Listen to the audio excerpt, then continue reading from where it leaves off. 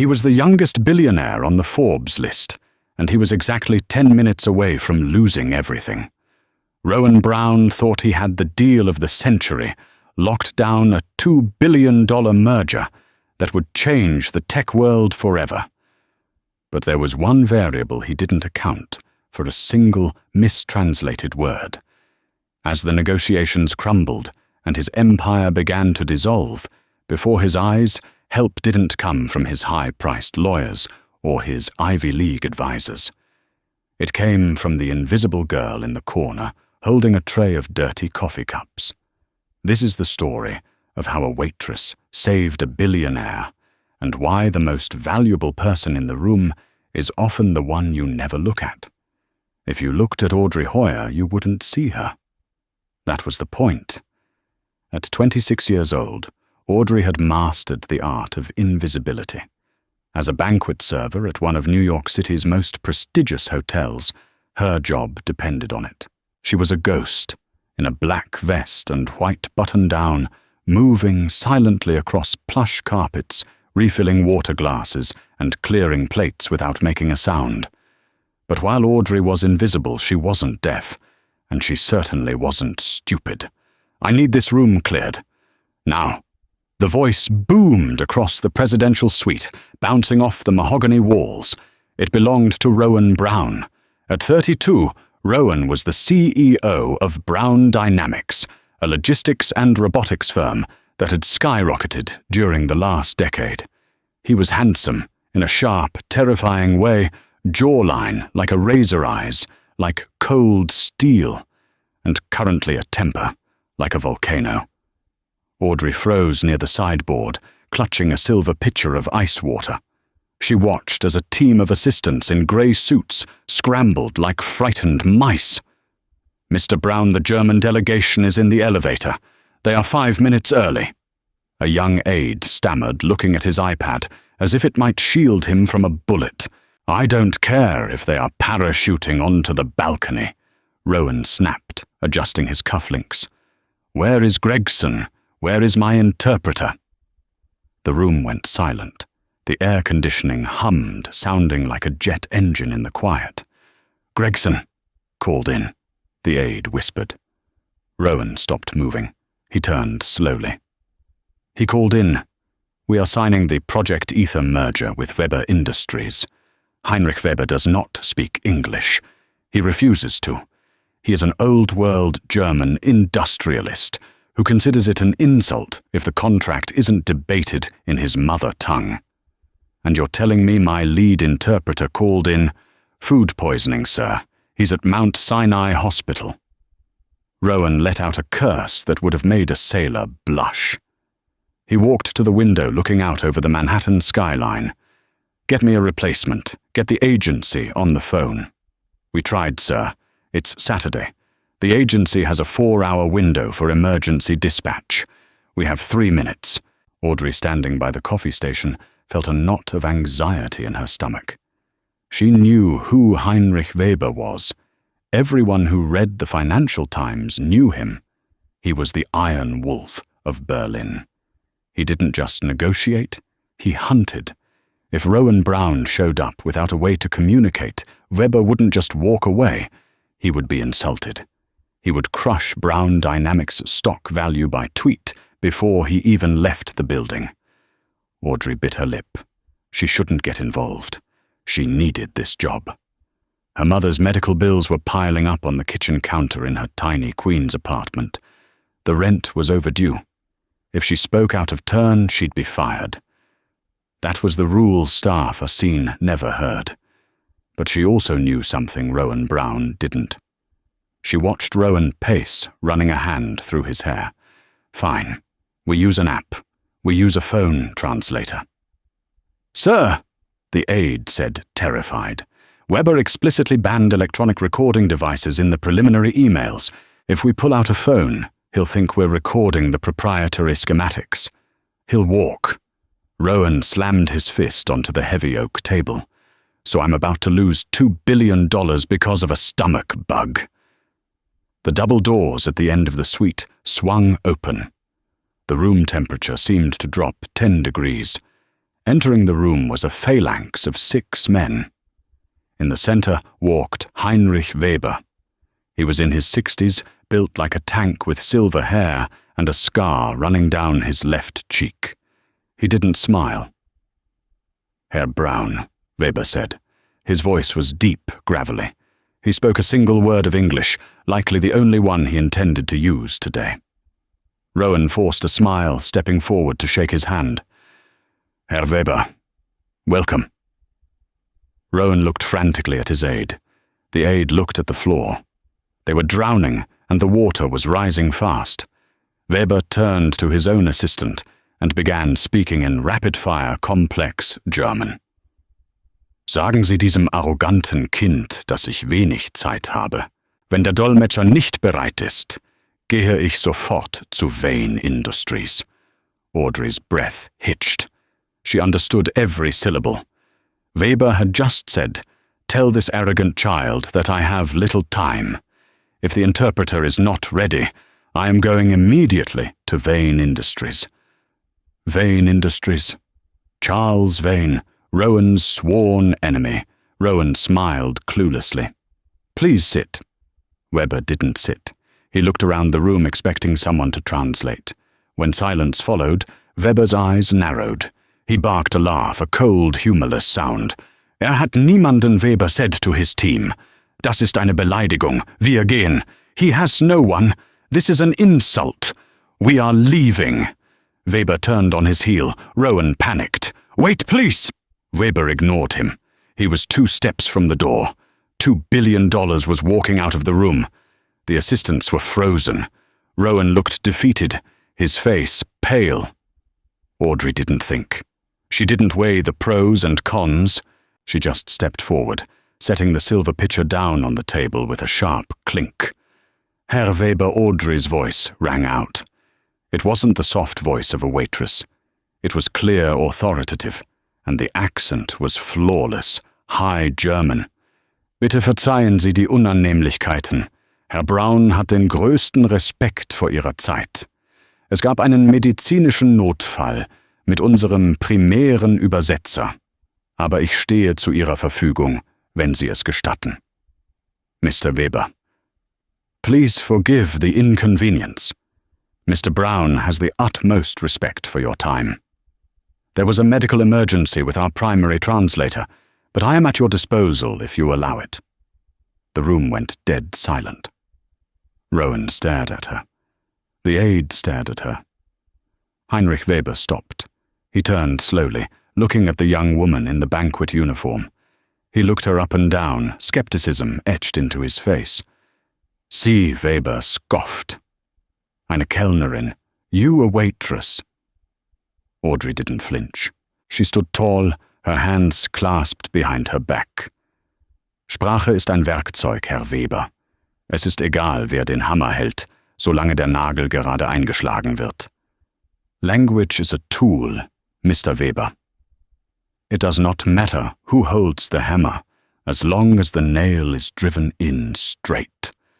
Weber stared at her for a long, agonizing second. Then a tiny spark of amusement flickered in his eyes. He laughed a genuine laugh this time. "Setzen Sie sich," Weber commanded, pointing to the empty chair next to Rowan. Audrey looked at Rowan. He was still in shock, his mouth slightly open. "Sit down," she whispered to him in English. "He's giving you a chance." Rowan blinked, shook his head, as if waking up, and sat. Audrey took the leather chair beside the billionaire. She smoothed her apron over her lap. "What did you say to him?" Rowan hissed under his breath. "I told him you respect him." Audrey lied smoothly. "Now let's save your company." The next hour was a battlefield. Negotiating a merger between an American tech giant and a traditional German manufacturing conglomerate wasn't just about numbers, it was about culture. American business was fast, aggressive, and focused on Q4 profits. German business, especially Weber's style, was about precision longevity and engineering integrity. Rowan was aggressive.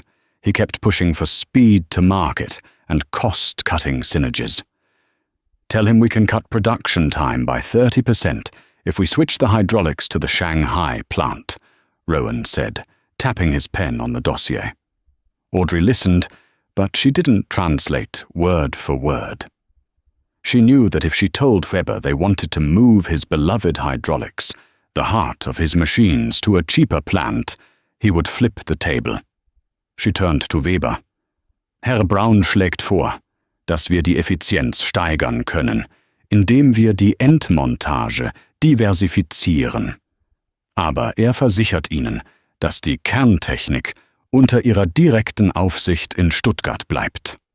Mr. Brown suggests we can increase efficiency by diversifying final assembly, but he assures you that the core engineering remains under your direct supervision in Stuttgart. Weber nodded, stroking his chin. Gut. Qualität ist nicht verhandelbar. Good. Quality is non-negotiable.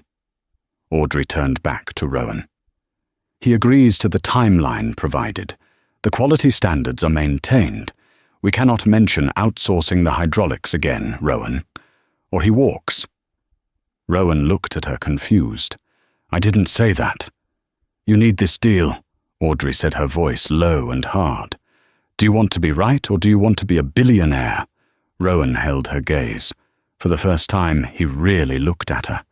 He saw the intelligence in her green eyes, the stress lines on her forehead, the way her hands didn't shake despite the pressure. He gave a curt nod. Fine. Next point. The meeting intensified. Technical jargon flew across the table. Torque ratios. IPO allocations. Vesting schedules. Audrey didn't stumble once. She wasn't just translating words, she was translating intent. She softened Rowan's arrogance and sharpened Weber's vague demands into actionable points. Around 11:30 a.m., the door opened. A catering cart was wheeled in.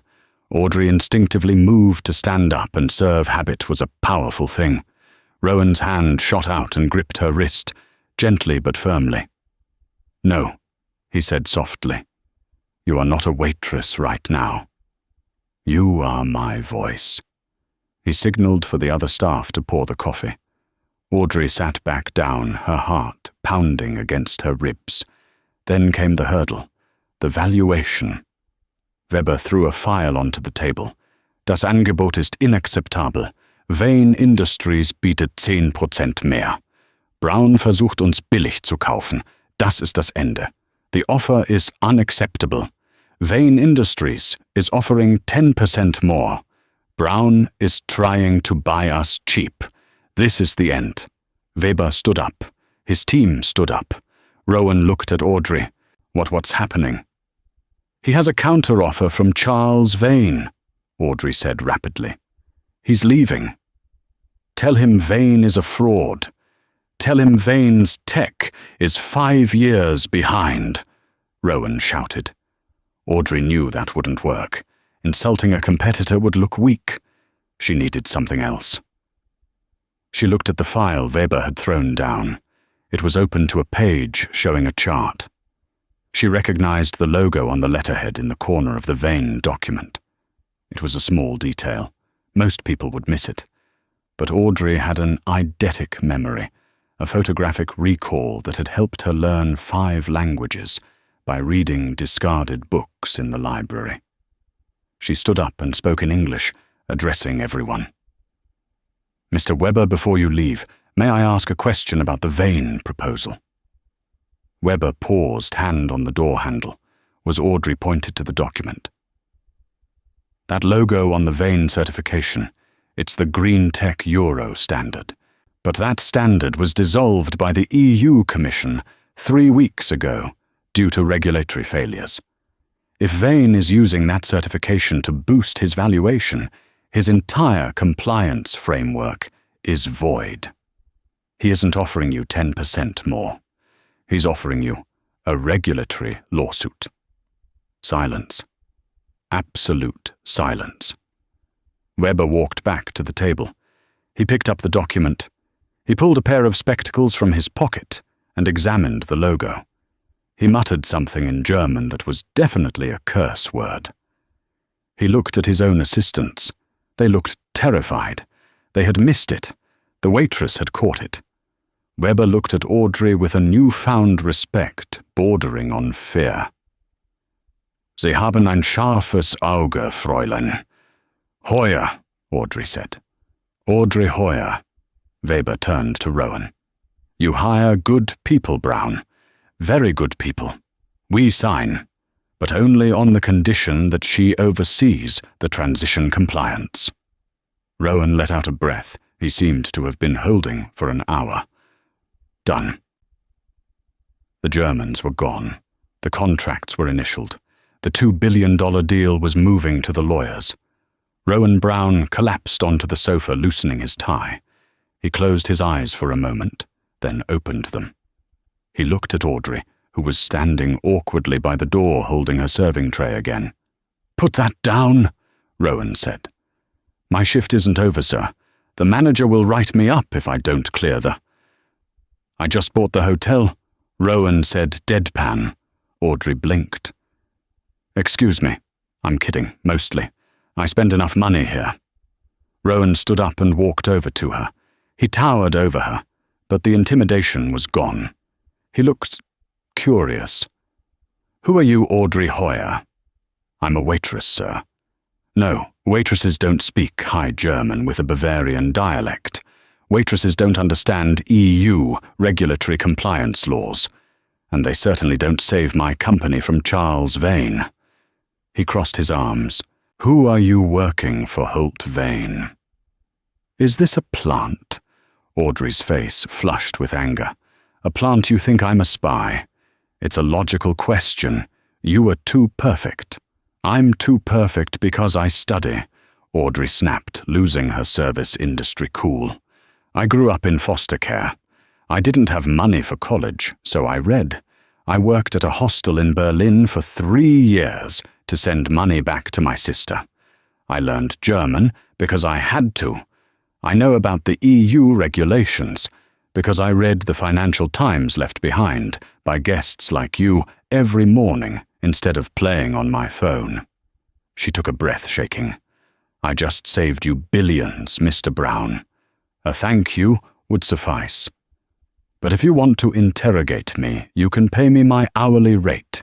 It's $15 an hour. Rowan stared at her. The suspicion in his eyes melted into something else. Regret, admiration. He reached into his jacket pocket, pulled out a checkbook and scribbled something. He tore the check out and held it out to her. Audrey looked at it.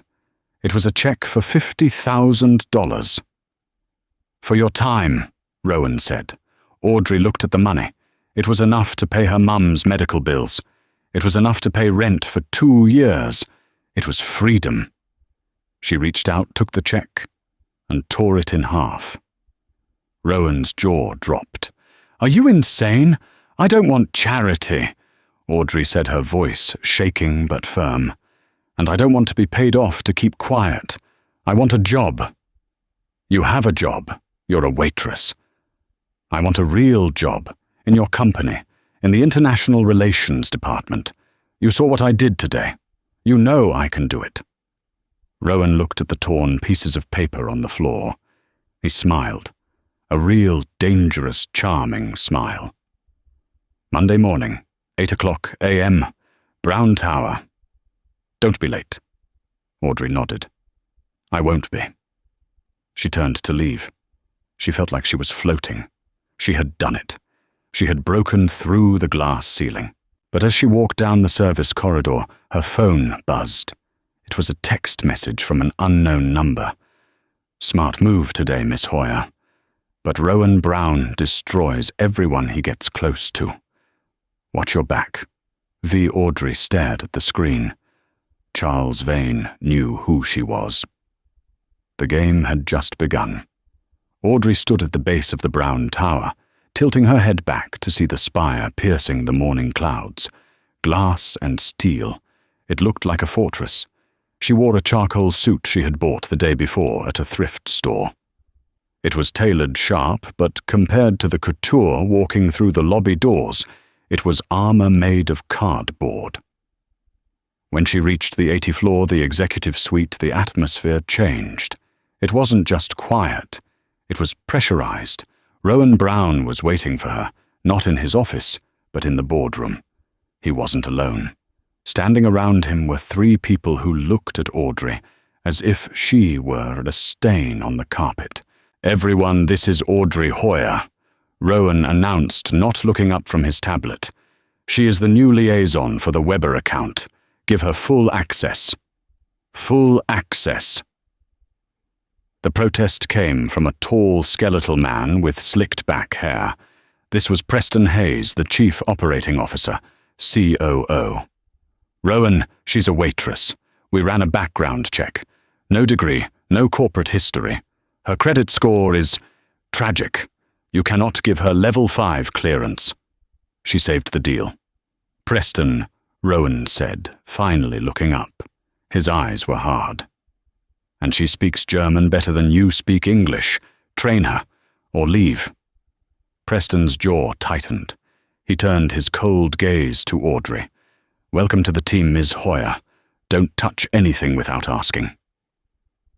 The first week was brutal. They didn't give her an office. They gave her a desk in the hallway near the printer. They didn't give her a laptop. They gave her a tablet that was 3 years old. It was a test. They wanted her to quit. But Audrey didn't quit. She arrived at 6 a.m. and left at 10 p.m. She devoured the files on Project Ether. She learned the schematics of the robotics arms, the supply chain logistics, and the international tax implications. By Wednesday, she noticed something strange. She was reviewing the HR files for the former interpreter Gregson, the man whose sudden food poisoning had given her this job. She wanted to send him a thank you note. The file said Gregson had been admitted to Mount Sinai Hospital. Audrey called the hospital to check on him. "I'm sorry, ma'am," the receptionist said on the other end. "We have no record of a Thomas Gregson being admitted last Saturday. In fact, we haven't had a Thomas Gregson in our system for 5 years." Audrey hung up, a cold chill running down her spine. Gregson hadn't been sick. He had just disappeared. She dug deeper. She logged into the internal expense reports. Gregson had submitted a reimbursement request on Friday, the day before the meeting. A one-way flight to the Cayman Islands. He was paid off.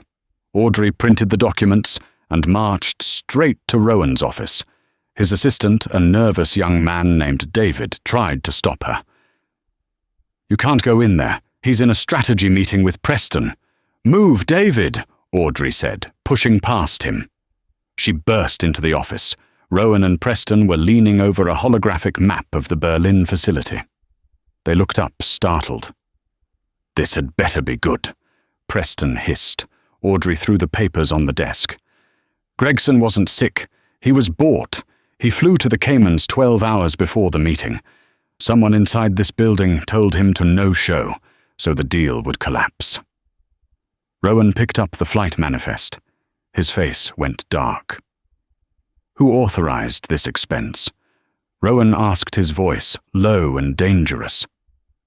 "It was auto-approved," Audrey said, "but the funds for his severance package, which was triggered yesterday, came from a shell account. I traced the routing number. It's a holding company owned by Vane Industries." Preston snatched the paper. "This is circumstantial." "It's sabotage," Rowan said.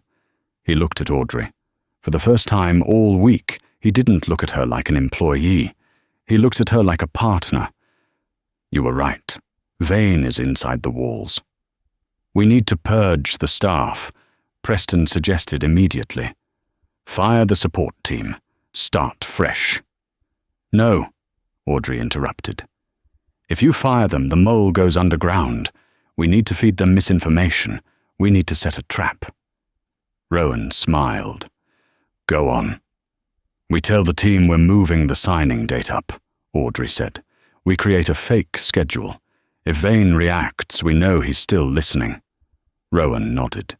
"Do it. Audrey, you report only to me from now on. Trust no one, not even Preston." Preston stiffened his eyes, flashing with pure venom. "Understood," he said tightly. As Audrey walked out of the office, she felt the target on her back grow 10 times larger. The trap was set, but the hunter became the hunted, sooner than Audrey expected. The integration with Weber Industries was in its final critical phase. Audrey was acting as the bridge, translating technical data between the New York engineers and the German team. It was exhausting work. She was barely sleeping. On a rainy Tuesday night, Audrey was alone in the office. The floor was dark save for the glow of her monitor. She was uploading the final Packet B, the proprietary safety protocols for the robotics software, to Weber's private server. She hit send. The progress bar hit 100%. She rubbed her eyes and stood up to get coffee. When she returned, her screen was flashing red. Error file corrupted. Malware detected. Audrey's heart stopped. She tried to cancel the transfer, but it was too late. The file was gone. Her phone rang immediately. It was Heinrich Weber. "Was haben Sie getan?" Weber screamed. "What have you done?" "Herr Weber, aber my systems are crashing. The file you sent contained a worm. It is deleting our archives. Production has stopped. You are trying to destroy us." "No, that's impossible. I checked the deal is dead," Weber roared, "and I will sue Rowan Brown into oblivion." The line went dead. Audrey sat there, frozen. The door to the office slammed open. Rowan stormed in, followed by Preston and 2 security guards. Rowan looked furious, a kind of rage Audrey had never seen. "What did you do?" Rowan demanded. "I sent the packet," Audrey stammered. "It was clean. I checked it 3 times. Preston stepped forward, holding a tablet. "We just analyzed the outbound traffic. The file was swapped, Rowan. The version that went to Germany was injected with the Hydra virus. It wipes industrial hard drives." "I didn't do it," Audrey cried. "It was sent from your terminal," Preston said coldly. "Logged in with your biometrics. At 9:42 p.m., 3 minutes ago. You are the only person in the room." Rowan looked at the screen. He looked at Audrey. The trust that had been building between them shattered. "Audrey," Rowan said, his voice breaking. "How much did Charles Vane pay you?" "Rowan, please. You know me. I wouldn't—" "You're a waitress with a sick mother and massive debt," Preston shouted. "You're the perfect target. We gave you a chance and you sold us out." Rowan turned his back on her. "Escort her out, revoke her clearance, and call the police." "Rowan, look at me," Audrey begged as the guards grabbed her arms. He didn't turn around. Audrey was dragged through the office past the staring eyes of the late-night staff. She was thrown out onto the wet pavement of Fifth Avenue. She had nothing. Her coat was still upstairs. The rain soaked her instantly. She stood there shivering, watching the lights of the tower. She had lost. But as the cold seeped into her bones, her mind started to work. She replayed the last 10 minutes. Logged in with your biometrics. She had valid biometrics. But she hadn't touched the keyboard when the swap happened. She was getting coffee. Who could bypass a fingerprint scanner? She remembered something from her first day. The IT orientation with David the assistant. He had set up her computer. He had asked her to scan her thumbprint multiple times because the machine was glitching. He wasn't fixing the glitch. He was copying the print. Audrey didn't go home. She went to an internet cafe in the basement of a bodega in Queens. She pulled up the news. Breaking Brown Dynamics. Stock plummets 40% after failed German merger. Vane Industries rumored to initiate buyout. It was happening fast. Too fast. Vane was going to buy Brown's empire for pennies on the dollar within 24 hours. Audrey needed proof. She couldn't get back into the building. But she knew where David lived. She had seen his address on a package on his desk. She was going to break into his apartment. The rain in Manhattan didn't wash things clean. It just made the grime slicker. Rowan Brown sat in the back of his armored Maybach, watching the city blur into streaks of neon and grey. He felt a phantom weight in his chest, a heaviness that had settled there the moment he ordered security to drag Audrey Hoyer out of his building. Across from him sat Preston Hayes, the chief operating officer. Preston was checking his watch for the third time in 5 minutes. "You need to fix your tie, Rowan." Preston said, his voice smooth, lacking any trace of the panic that had gripped the office 24 hours ago. "The board expects a unified front. If you look defeated, Vane will smell blood and lower the offer." "The offer is already an insult," Rowan murmured, turning away from the window. "We are selling a $10 billion infrastructure for scraps." "We are avoiding bankruptcy," Preston corrected, handing Rowan a glass of sparkling water. "Audrey Hoyer planted a worm that destroyed our credibility with the EU. Webber is gone. The stock is in freefall. This isn't a surrender, Rowan. It's a salvage operation. You sign the papers at midnight. Vane absorbs the debt, and you walk away with your reputation intact." Rowan took the glass, but didn't drink. He looked at Preston. Really looked at him. He had known Preston for 6 years. They had been in the trenches together during the IPO. But why was Preston so calm? Why did the man who usually sweated over a 2% dip in quarterly earnings look almost relieved?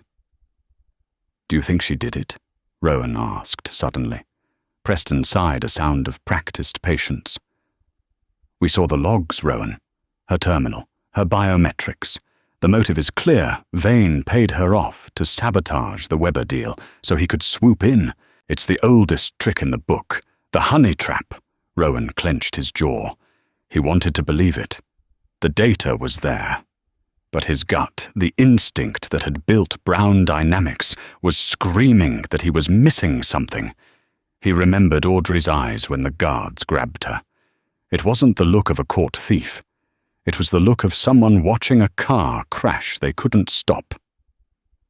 "We're here," Preston said as the car slowed. The Metropolitan Museum of Art loomed ahead, bathed in floodlights. The Brown Foundation Gala. It was supposed to be the night Rowan announced his global dominance. Instead, it would be his public execution. 7:15 p.m., the service entrance. While Rowan was walking the red carpet, Audrey Hoyer was in an alleyway 3 blocks east, pushing a heavy dumpster against a brick wall. She was soaked to the bone. Her hair, usually neat, was plastered to her forehead. Her knuckles were raw and bloody, and a fresh cut on her lip stung every time she took a breath. She looked at the second-story fire escape of the brownstone across the alley. 2 hours ago, she had broken into David's apartment. It hadn't been the smooth spy movie infiltration she had hoped for. David had come home early. There had been a struggle, a desperate, flailing fight in a narrow hallway. David wasn't a fighter, but panic made people dangerous. He had thrown a heavy glass vase. She had dodged, but the shards had sliced her arm. She had managed to lock him in his own bathroom, jamming a chair under the handle before frantically copying the contents of his laptop onto a flash drive. She had the drive now taped to the inside of her bra. It burned against her skin like a brand. She made her way to the museum's delivery bay. The security guard, a heavy-set man named Ralph, was checking a clipboard. Audrey knew him from her years working high-end catering events in the city. "Ralph," she hissed from the shadows. Ralph jumped, dropping his pen. He squinted into the dark. "Who's there?" Audrey stepped into the harsh yellow light of the bay. She was wearing her old catering uniform, black vest, white shirt, black trousers, which she had retrieved from her locker before her clearance was revoked. She looked like she had been in a war zone. "Jesus, Audrey," Ralph gasped. "You look like hell. I heard you got fired. I heard police are looking for you." "They are," Audrey said, her voice trembling but fierce. "But Ralph, I need to get inside. I'm working the floor." "I can't let you in, Audrey. You're on the blacklist. Ralph, remember when your daughter needed that reference letter for the scholarship? Who wrote it for her because the manager was too busy? Ralph hesitated. He looked at the camera above the door, then back at Audrey. He saw the desperation in her eyes. The catering crew is short-staffed in the Egyptian wing, Ralph muttered, looking away. If someone were to slip in with the ice delivery, I wouldn't see it. Thank you, Audrey whispered. She grabbed a crate of champagne flutes from a stack and vanished into the service corridor. 8:30 p.m. The Temple of Dendur. The great hall of the Met was transformed. The ancient Egyptian temple was surrounded by tables draped in silver silk. The air smelled of expensive lilies and even more expensive desperation. Rowan Brown stood at the podium. The room filled with the elite of Wall Street fell silent. Charles Vane stood near the front, swirling a glass of scotch. He was a small man, with eyes like a shark, dead and unblinking. Next to him stood Preston Hayes. They weren't speaking, but they stood close enough that their elbows brushed. A silent partnership. Rowan adjusted the microphone. The feedback whined for a split second. Ladies and gentlemen, Rowan began, his voice echoing off the high stone walls. 10 years ago, I started this company in a garage with nothing but a soldering iron and a dream. We built the future. But the future is unpredictable. He looked down at his speech, the prepared statement Preston had written. I am pleased to announce the acquisition of Brown Dynamics by Vane Industries. Rowan felt sick. He couldn't say it. Tonight, Rowan continued, deviating from the script. I stand before you at a crossroads. In the shadows of the massive sandstone columns, a figure moved. Audrey Hoyer adjusted the heavy silver tray on her shoulder. Her heart was hammering against her ribs like a trapped bird. She scanned the room. Security was everywhere. If she ran, they would tackle her before she made it 10 feet. She needed a diversion. She needed everyone looking away from the stage. She saw Preston lean in and whisper something to Vane. Vane smirked and raised his glass to Rowan, a premature toast to his victory. Audrey felt a surge of cold, clarifying rage. She walked out from behind the column. She didn't walk like a servant. She walked like a soldier. She headed straight for the center of the room, where the acoustics were brightest. Rowan was speaking again. Sometimes to save the thing you love, you have to let it crash. Audrey didn't just drop the tray. She threw it. 50 crystal champagne flutes shattered on the marble floor. The sound was explosive, sharper than a gunshot. Shards of glass sprayed outward, sparkling under the gallery lights. Every single head in the room whipped around. The silence that followed was absolute. Audrey stood in the center of the wreckage. She ignored the gasps. She ignored the security guards starting to run toward her. She locked eyes with Rowan Brown on the stage.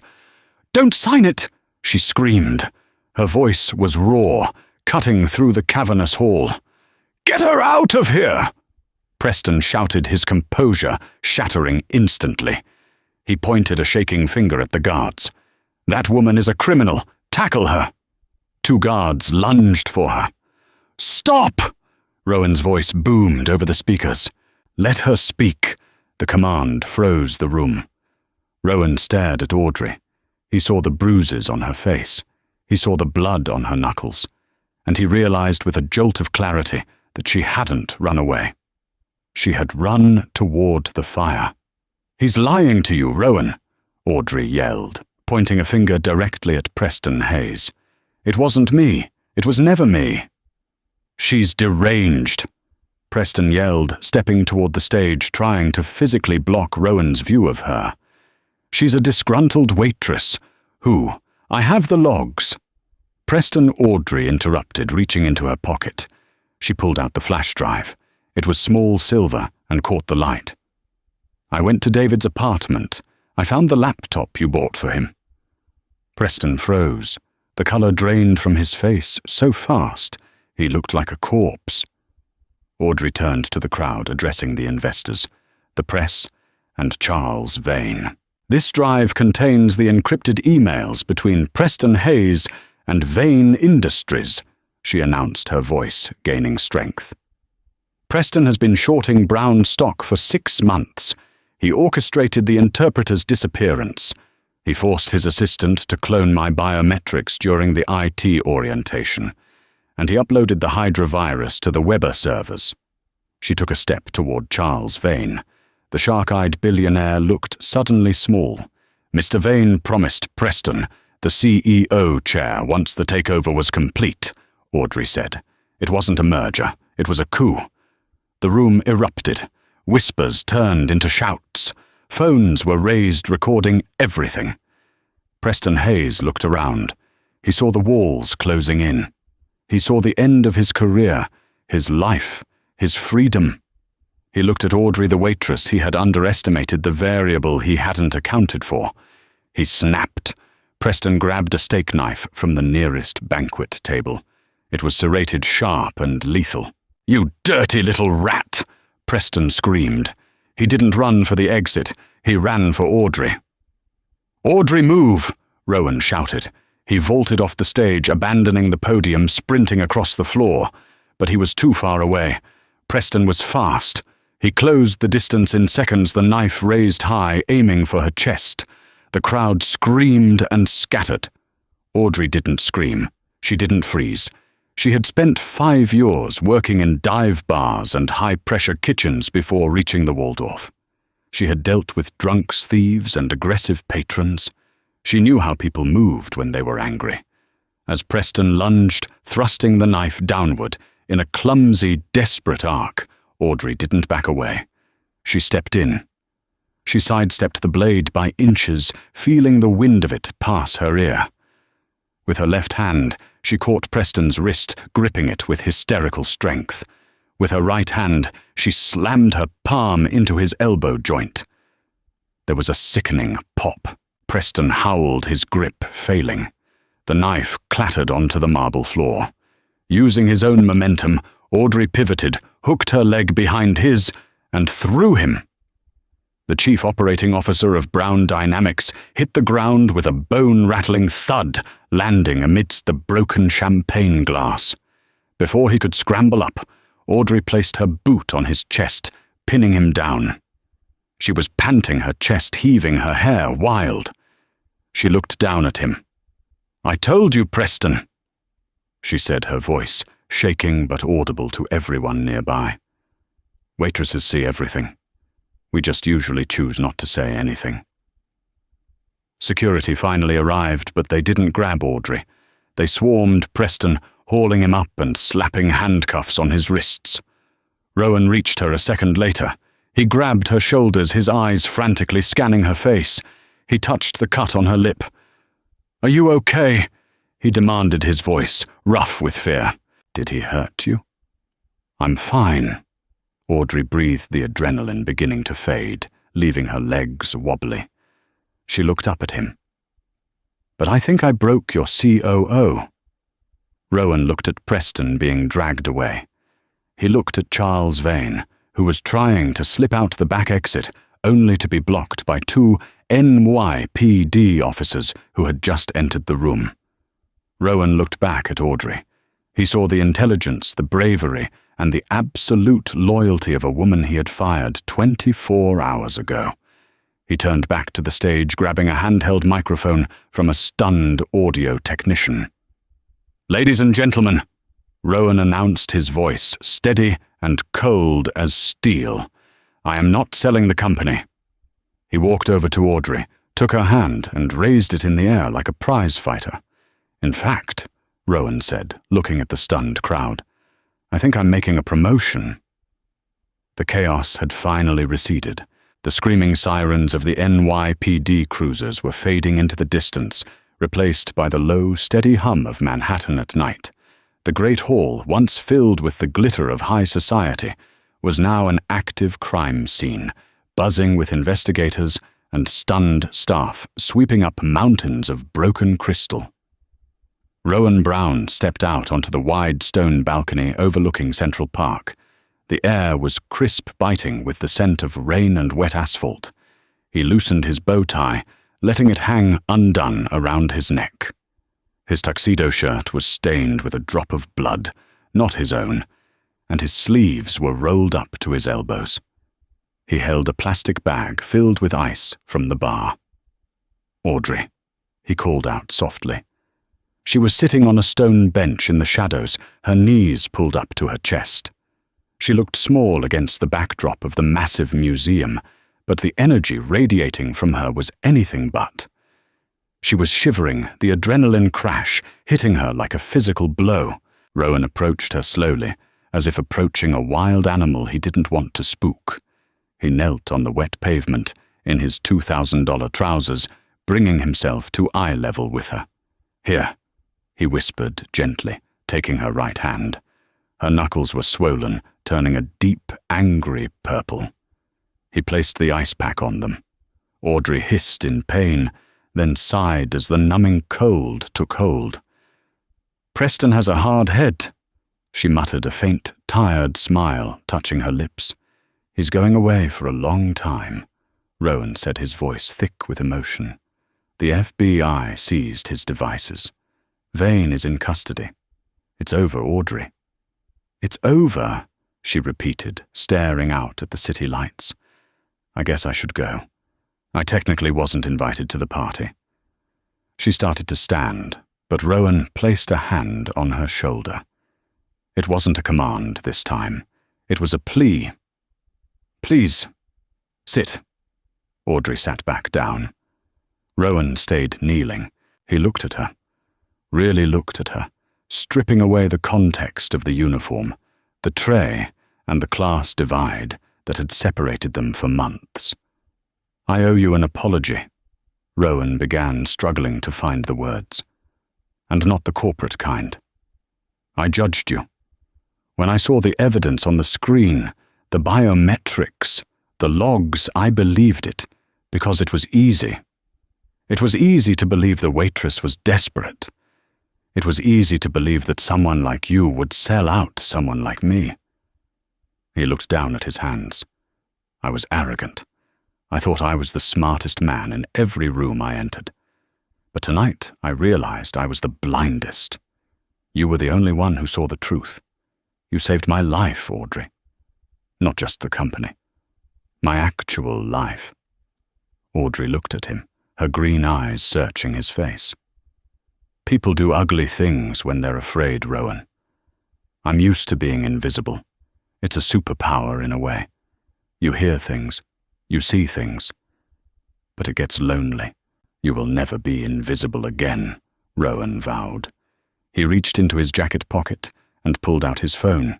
He tapped the screen a few times, ignoring the hundreds of missed calls from the board of directors, CNN, and global investors. He opened a document and held the phone out to her. Audrey squinted at the screen. It was an email draft addressed to the board. Subject: restructuring of executive leadership. Body effective. Immediately the role of Chief Operating Officer is to be filled by Audrey Hoyer. Audrey stared at the glowing text. She blinked, sure she was misreading it. "Rowan, I don't have an MBA. I don't have a degree from Harvard. I was scrubbing coffee stains out of the carpet this morning. The board will revolt. They'll eat you alive." "Let them try," Rowan said, a dangerous spark returning to his eyes. "Preston had the best pedigree money could buy, and he was a snake. You have the one thing that can't be taught in business school: integrity. You know the tech. You know the German accounts. You understand the logistics better than the department heads."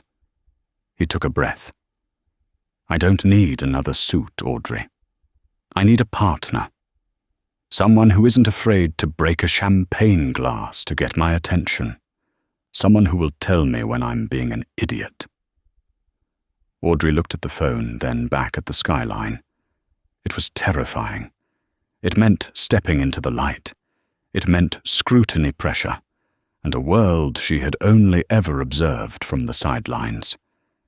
But then she thought about her mother, sitting in their small apartment in Queens, worrying about the rent. She thought about the years of being dismissed, talked over, and looked through. She stood up. She reached for the black apron tied around her waist, the symbol of her invisibility. She untied the knot, folded the fabric neatly, and placed it on the stone bench. She extended her hand to Rowan. "I have one condition," she said firmly. Rowan stood towering over her, but looking at her with absolute respect. "Name it." "We rehire the entire support staff that Preston fired last year to pad the Q3 budget. The cleaners, the cafeteria workers, the night shift security. And we double their hourly wage." Rowan smiled, a genuine wide smile that reached his eyes. "Done. First thing tomorrow morning." They shook hands. It wasn't the handshake of a boss and a subordinate. It was the handshake of equals. 6 months later. Berlin, Germany. The conference room on the top floor of Weber Industries was made of glass and chrome, overlooking the Spree River. The atmosphere was tense. Heinrich Weber sat at the head of the table, looking older, sharper, and deeply skeptical. His team of lawyers sat around him like a fortress. On the other side sat the American delegation from Brown Dynamics. Rowan Brown sat in the middle. "Herr Brown!" Weber grunted, tapping a thick file on the table.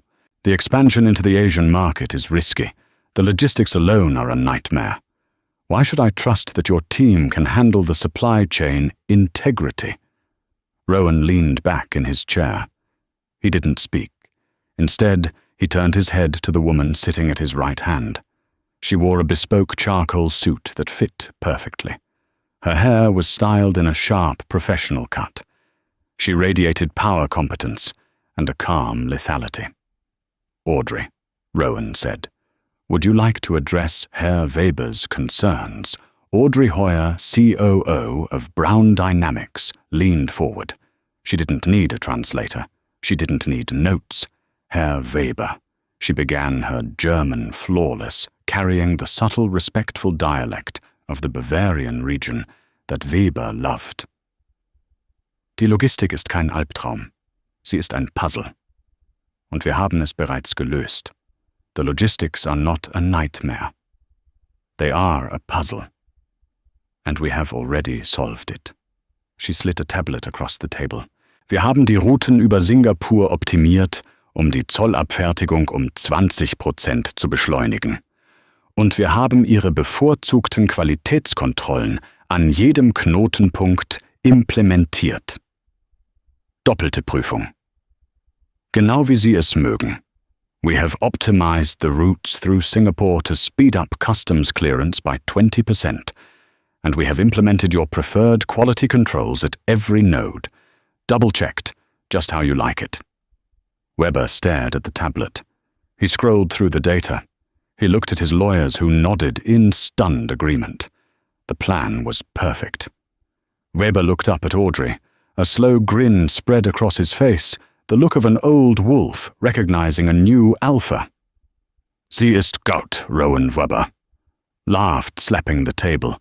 "Sie ist verdammt gut. Vielleicht sollte ich sie abwerben." "She is good, Rowan. She is damn good. Maybe I should hire her away from you." Rowan smiled, placing his hand over Audrey's. "She's not for sale, Heinrich. She's the boss." Audrey held Webers gaze, her eyes twinkling. "Wir nehmen den Deal, Heinrich. Aber unter einer Bedingung. We take the deal, Heinrich. But on one condition," was Weber asked. "Du bezahlst das Abendessen und ich bestelle den Wein. You pay for dinner. And I order the wine." Weber threw his head back and roared with laughter. Abgemacht. As the sun set over Berlin, casting long shadows across the room, Audrey Hoyer looked at her reflection in the glass window. The invisible waitress was gone. In her place stood a titan of industry. She had finally learned that the most valuable voice in the room was her own. And there you have it, the incredible true-to-life drama of Audrey Hoyer and Rowan Brown. It's a powerful reminder that intelligence doesn't always come with a fancy diploma, and loyalty isn't something you can buy. Rowan Brown thought he was losing everything to a language barrier, but he was really losing it to his own arrogance.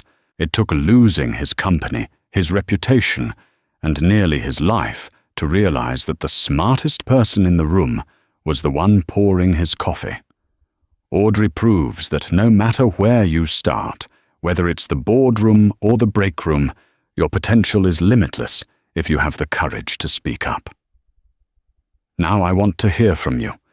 If you were in Audrey's shoes, standing on that balcony, would you have taken the job or would you have walked away after how they treated you?